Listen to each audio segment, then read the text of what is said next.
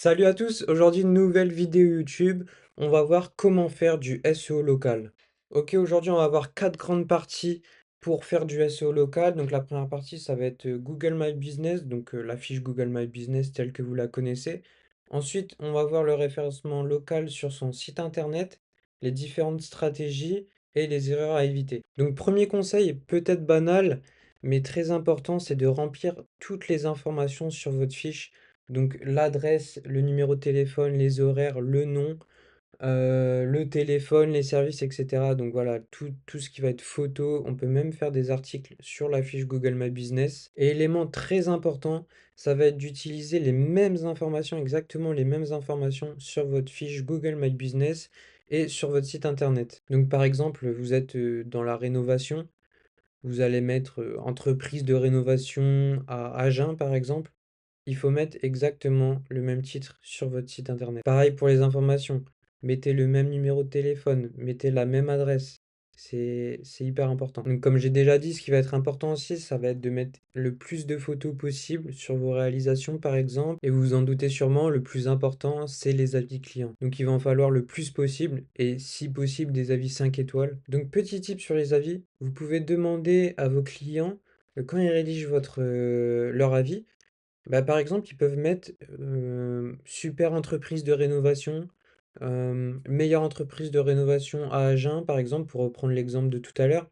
L'idée, c'est de mettre les mots-clés dans les avis. Et en parlant de mots-clés, d'ailleurs, ça va être très important de le mettre dans la description de votre fiche Google My Business, par exemple, et dans votre titre. On passe à la partie sur le site internet. Donc, premier point important, ça va être de mettre la ville où vous êtes implanté dans votre titre, dans les H1, les H2. Vous mettez le nom de votre ville et ce que vous faites, donc votre domaine, votre secteur d'activité. Ce qui va être hyper important aussi, c'est le deuxième point, c'est de bien rédiger votre meta title et votre meta description. Donc le meta title, c'est ce qu'on retrouve ici, et la méta description, c'est ce qu'on retrouve ici. J'ai ajouté tips manipulation de CTR. Pourquoi? Donc là, ce qu'on peut faire, par exemple, là, c'est un mauvais exemple, mais ça aurait pu être ça. Enfin bref, ce qu'on peut faire sur de la manipulation de CTR, sur des titles et des métadescriptions,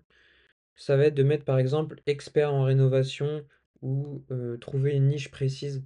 Expert en rénovation de salle de bain, par exemple. Vous faites une page sur ça, vous mettez le mot expert ou spécialiste.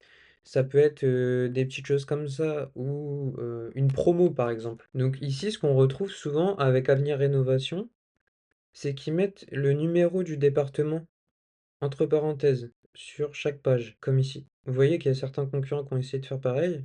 Bon, c'est peut-être Avenir Rénovation qui ont copié. Comme ils ont pas mal de pages en local, c'est aussi un bon tips pour envoyer un message à Google, je suis ici dans ce département. Donc ce qu'on peut ajouter aussi, je ne l'ai pas mis dans mon petit schéma, mais c'est les données structurées, comme on a ici, donc les étoiles.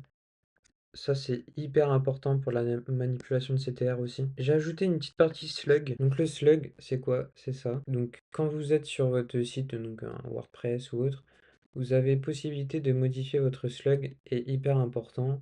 Là, vous voyez, ils l'ont fait.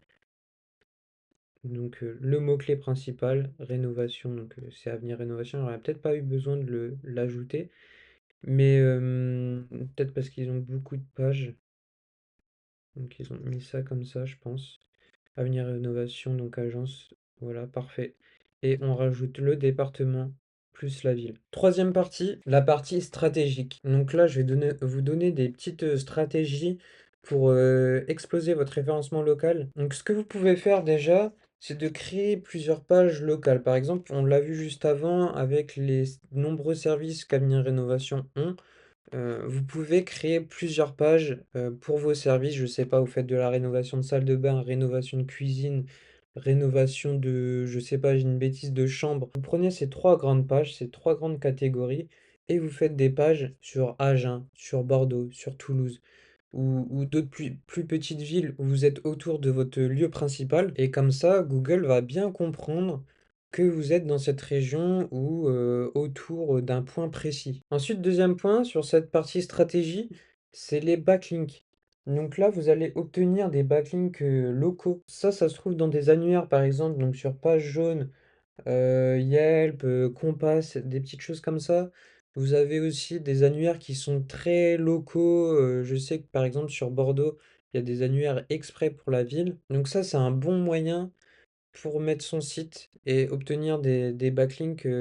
Généralement, ils sont quand même en dofollow. Ensuite, ce que vous pouvez faire, c'est contacter des blogs qui sont dans votre région et leur demander des backlinks, soit un échange de liens, soit vous pouvez payer, faire un article invité, voilà. Vous pouvez également contacter la presse locale, si vous avez un journal qui est dans le coin, lui proposer de mettre le lien de votre site internet sur un article. Ensuite, élément très important, le SEO ne se passe pas que sur Google. Il va falloir créer vraiment un écosystème autour de votre marque et de votre entreprise, par exemple avec LinkedIn, avec TikTok, ça peut être un super bon moyen. On voit de plus en plus d'agences, de TPE, PME qui se mettent à TikTok. Donc c'est un bon moyen de renforcer son branding, notamment YouTube. Donc quatrième partie, les erreurs à éviter. Donc les infos incohérentes, comme je vous ai dit, entre votre site et votre fiche Google My Business. Ne pas répondre aux avis, ça va être hyper important de répondre à tous les avis, que ce soit les avis défavorables comme favorables. Et ensuite, ne pas faire de suivi sur votre stratégie de SEO. Donc voilà, il va falloir faire un suivi sur les stats, sur la Search Console par exemple. Voilà, la vidéo est terminée. J'espère que vous avez aimé, que ça peut vous servir. N'hésitez pas à liker la vidéo et à vous abonner. À bientôt.